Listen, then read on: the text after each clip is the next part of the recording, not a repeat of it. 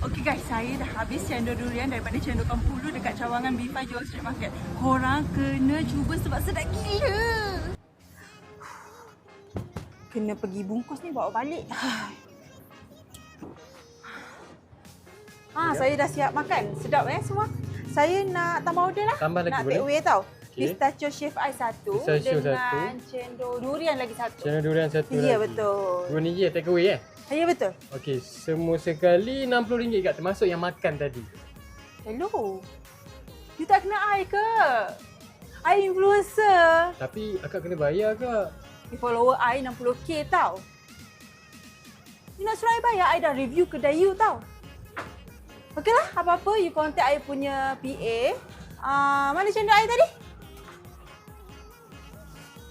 Juga. Just call ataupun DM PA I Kak, tapi akak kena bayar kak. Diva, jom akak tu tak bayar lagi. Kejar dia cepat. Inilah famous. Follow aku 60k. Diorang tak kenal kau. Mana nak lari? Bayar dulu cendol.